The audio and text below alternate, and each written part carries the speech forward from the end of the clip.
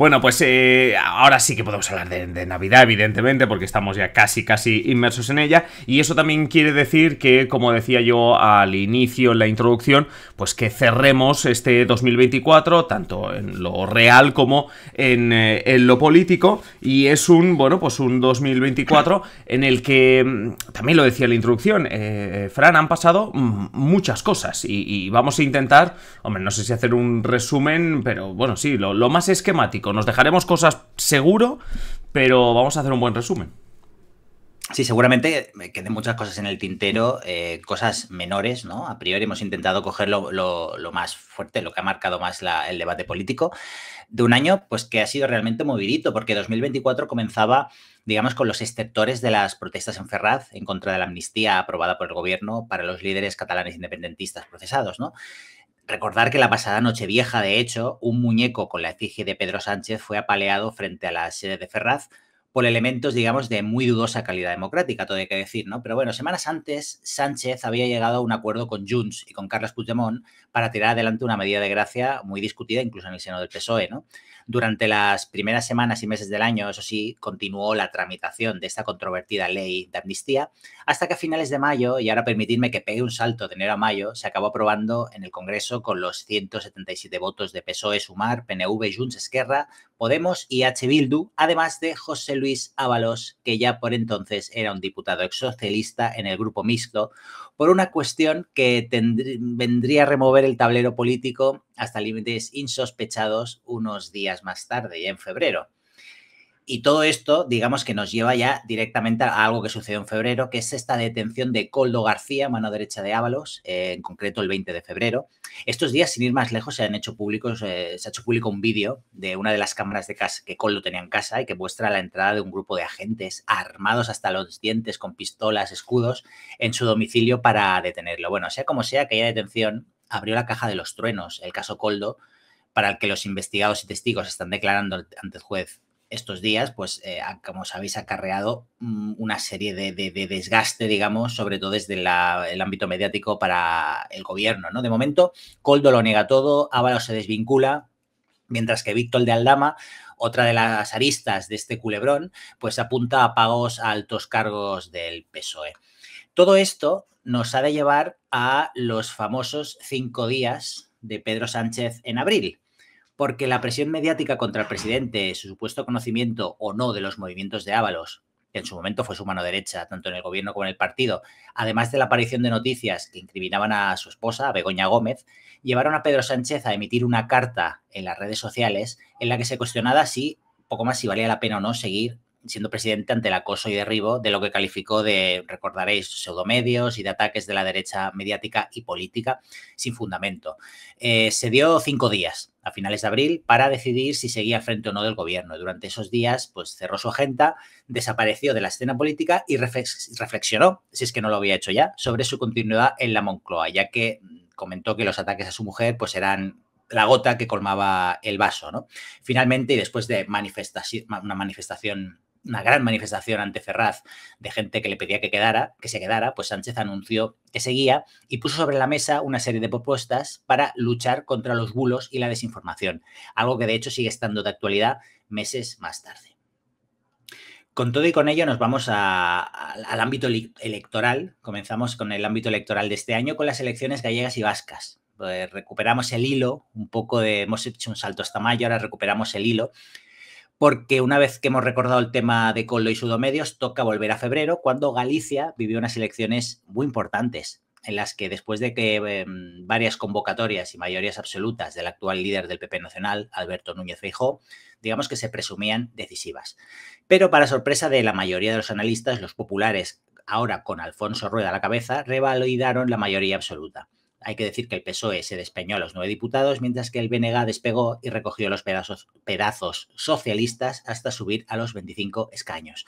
Por otro lado están las vascas, que se celebraron el mes de abril, en las que Bildu subió como la espuma, pero no consiguió superar al PNV, que ganó votos, pero no en escaños, ya que ambas fuerzas nacionalistas se quedaron con 27. Finalmente, el PNV pactaría con el PSE, con los socialistas, para convertir a Ángel Chale y Manol Pradales en el nuevo Lehendakari. seguimos con elecciones, porque tocan las europeas, ¿no? Porque en junio Europa, digamos que pasó por las urnas. En España, dichos comicios los ganó el PP, 4 puntos por encima del PSOE. Digamos así, por hacer un resumen, Vox creció sustancialmente y quedó por encima de opciones como Sumar o la alianza entre Verdes y la izquierda soberanista catalana, vasca y gallega. Toda esta amalgama electoral nos llevó a la dimisión de Yolanda Díaz como líder de Sumar, porque los malos resultados en estas elecciones empujaron la salida de Díaz como coordinadora de Sumar ante los malos resultados, aunque Díaz decidió seguir en el gobierno. El malestar, digamos que desde entonces va creciendo en Sumar, puesto que formaciones como Izquierda Unida o Más Madrid no pudieron entrar en el Parlamento Europeo, formaciones con un cierto peso en sus territorios y con una cierta trayectoria histórica, ¿no? Esta dimisión, digamos que dejó el proyecto de Sumar muy tocado, pero, como veremos un poquito después, lo peor estaba todavía por venir. Vamos con otro proceso electoral, las elecciones en Cataluña, porque después de más de una década los socialistas volvieron a gobernar en Cataluña. Ganaron de manera solvente las elecciones de junio, con Salvador Illa al frente, aunque la negociación para investirlo fue ardua y no se solucionó, digamos, hasta que Esquerra y PSC-PSOE anunciaron un acuerdo para la financiación singular de Cataluña. Esquerra, digamos, que dio el visto bueno y junto con los comunes votaron a Illa como presidente. La sesión de investidura, que fue en agosto, lo recordaréis, fue un día curioso en el que sucedió una de esas imágenes que quedarán para la historia, digamos, la historia política, la historia del humor patrio, ¿no? En la que Carles Puigdemont apareció en un mítin en Barcelona, marchó hacia el Parlamento con los suyos y por arte de birli-birloque, a media marcha, pues desapareció entre la muchedumbre y huyó a Francia. Bueno, lo de que marchó hacia el Parlamento lo dices tú. Salió hacia allí. Otra cosa que era en medio. Muy rápidamente las cámaras lo perdieron de vista. Lo perdieron de vista. Si todo el mundo, de hecho, se decía que hasta que lo estaban esperando para detener se dijo en aquellos días que lo estaban esperando para detenerlo en el Parlamento, ¿no? Bueno, es un movimiento que, digamos, que exasperó a los Mossos de Escuadra y a la derecha mediática, que incluso acusó a Sánchez de dejarlo escapar. Con todo y con ello, el momento de la fuga de Puigdemont quedó como una anécdota sin demasiado recorrido político, todo hay que decirlo, ¿no? Y luego nos vamos al otro espectro, ¿no? del abanico político, en este caso de la derecha nacional, ¿no? Porque los gobiernos del PP y Vox, que se crearon después de las elecciones del 2023 en muchas autonomías, se rompieron. Eso pasó en julio, cuando Vox dio por rotos estos acuerdos de los gobiernos autonómicos que había formado con el PP, después que los de Feijóo aceptaran acoger a 347 menores inmigrantes en otros territorios del Estado. Vox, digamos, que incendió el panorama político haciendo bandera de la inmigración, que es uno de sus grandes temas. Pero hay que recordar que dichos 347 menores, que iban a ser repartidos desde Canarias y Ceuta hacia otros lugares del país, formaban parte de un acuerdo firmado un año antes por las autonomías y financiado por el Ejecutivo Central con 20 millones de euros, aunque luego digamos que la mayoría de comunidades no cumplió. Dicho lo cual, antes hemos comentado que con los malos resultados electorales de Sumar en este año y la marcha de Yolanda Díaz, pues que la cosa se estaba complicando en la izquierda del PSOE. Pues digamos que en octubre, a finales de octubre en concreto, saltó el caso Errejón, que es que, bueno, el político madrileño publicó una carta en Twitter, recordaréis, para comunicar que abandonaba la política. Lo hacía con eufemismos y después de una denuncia realizada unos días antes en la cuenta de la periodista Cristina Fallarás, en la que se le atribuía un presunto comportamiento machista con diversas mujeres.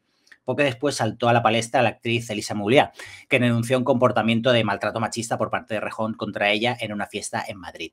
Esto dejó tocada la formación que lideraba Errejón, Más Madrid, así como a Sumar, que se sumió en el estupor y en la, digamos, casi no asunción de responsabilidades, se acusaron unos a otros de no haber hecho nada por estos comportamientos del político que se remontaban de hacía meses con otras denuncias por abuso que, digamos, que se pasaron por alto. Alguien dice que incluso se intentaron encubrir, ¿no? Sea como sea, ahora mismo pues se está llevando el caso, sobre todo del maltrato a Ulises Mouliá, se está llevando por los tribunales y pronto habrá novedades. Y poco después del caso Errejón, que quedó totalmente eclipsado por ello, vino la famosa Dana, porque el 29 de octubre tuvo lugar en España pues uno de aquellos acontecimientos, digamos, que son determinantes y que son capaces de generar grandes cambios, ¿no? Porque una gota fría, o Dana, como se conoce ahora, asoló la provincia de Valencia, y así como partes de La Mancha y Andalucía, dejando más de 200 muertos, sobre todo en los alrededores de la capital del Turia.